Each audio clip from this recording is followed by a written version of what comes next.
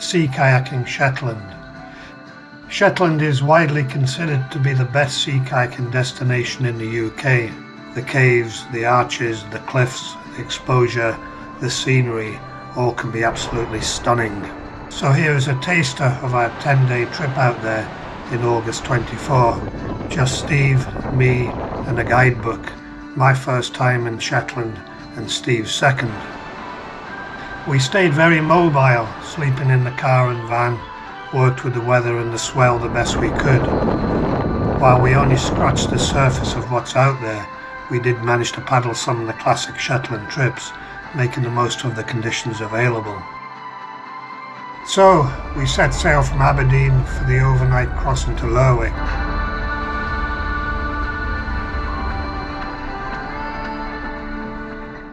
Day 1, we looked at the Papa Stour trip, but the sea state was big, so instead we planned an easy trip around Vementry, but ended up doing that and going all the way around the classic Muckle Roe as well, paddling over 20 miles and getting back just before dusk. But what a super day it was.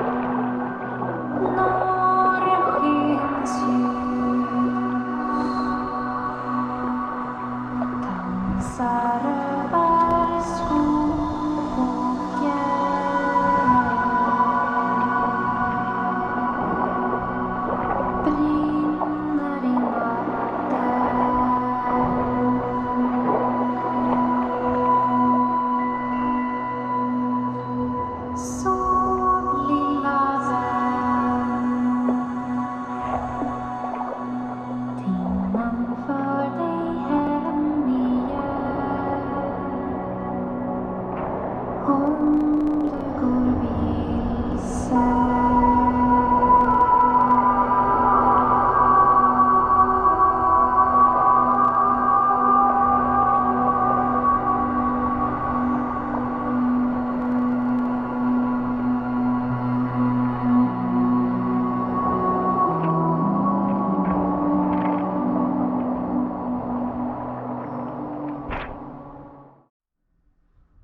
Day 2.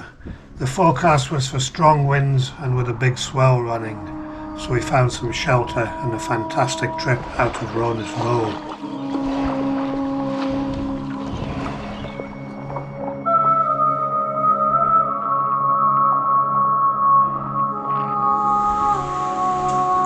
Dancing lights.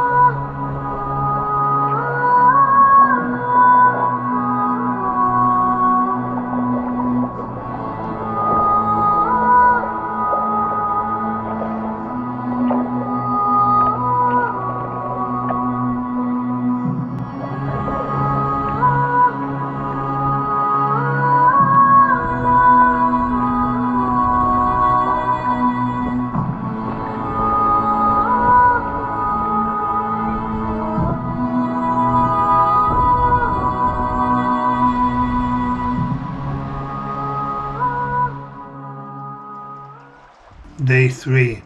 The forecast was for light winds but still a decent swell running. We decided to go for the Papa Stour trip, even though we thought correctly we may not get into the caves on the southwest side. Despite this, it was an amazing trip with a great sense of isolation and exposure round the western tip.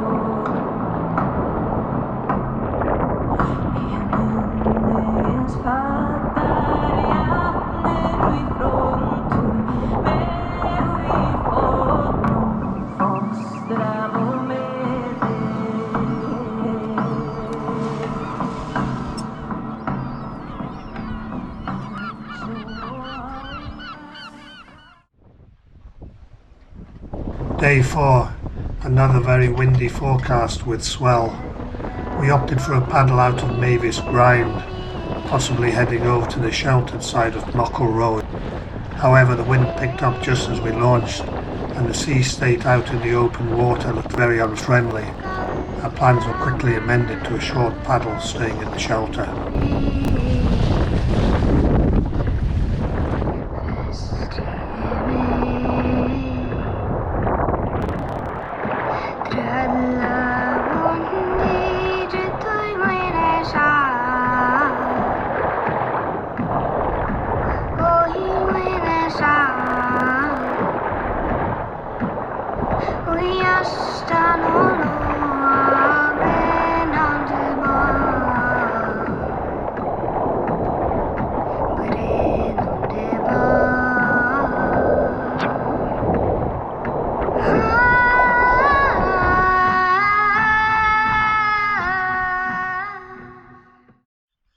Day 5. The forecast today was for much lighter winds, but with a decent swell still running. We decided to try a trip out to the stunning Ramna Stcks, launching out of North Roe, hoping the swell wasn't too big to get out to the stacks themselves. When we did get out to the stacks, the sense of exposure and remoteness was simply amazing.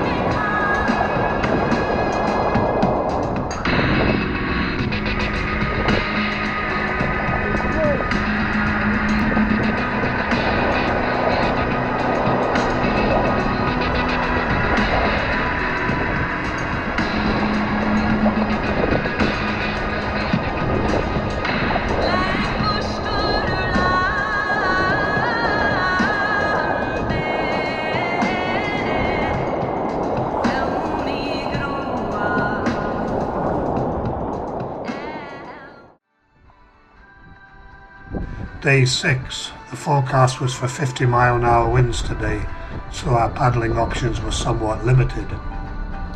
We decided to travel, taking 2 ferries and driving all the way across Yell and then up to the northern tip of Unst, in the hope we might get out to Muckle Flugga over the following days, a trip that was very top of my wish list.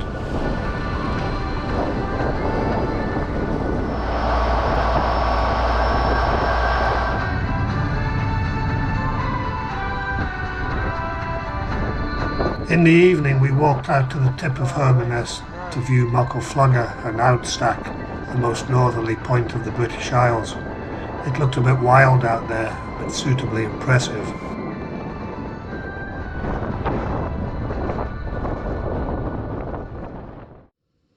Day 7.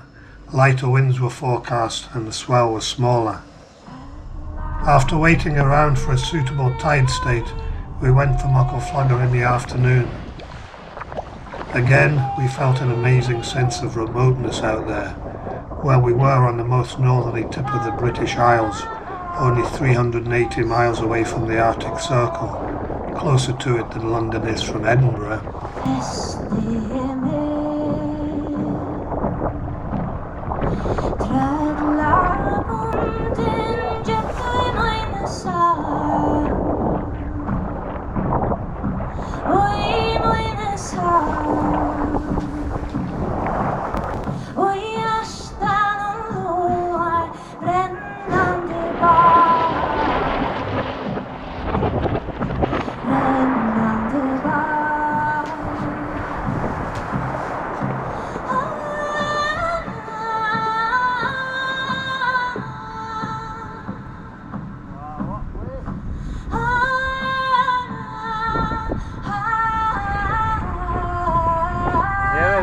Scary.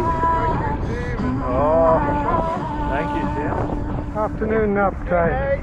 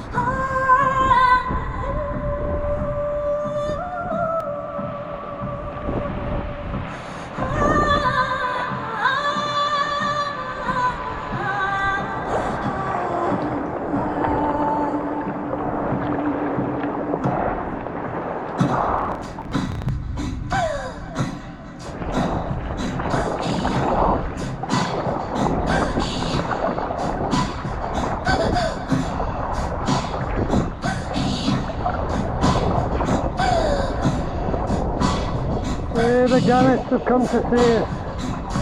There's lots of water coming in.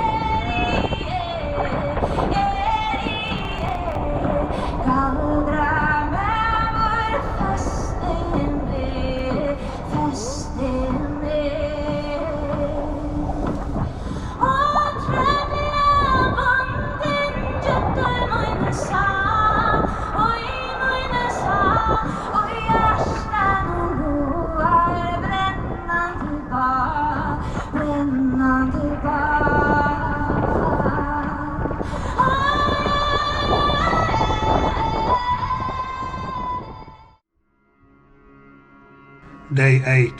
Light winds and a decreasing swell was forecast. Today's choice was a trip up the east side of Burra Firth, round the top of Unst to Skaw, and then back. A very impressive trip.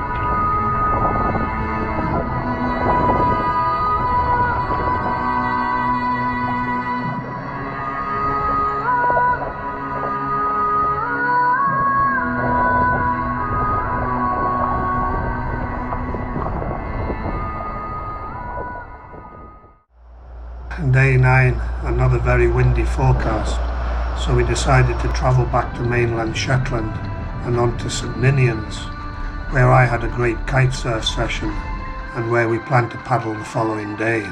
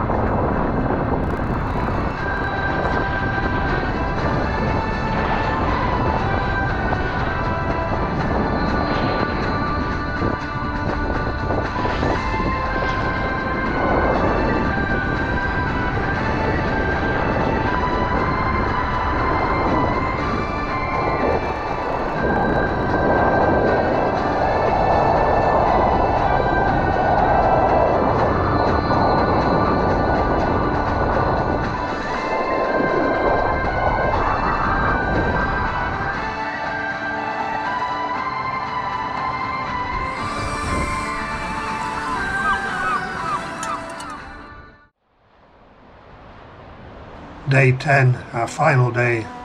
The wind was light, but a fairly chunky swell was running. We set off to see how conditions were on the exposed side of St Ninians Isle.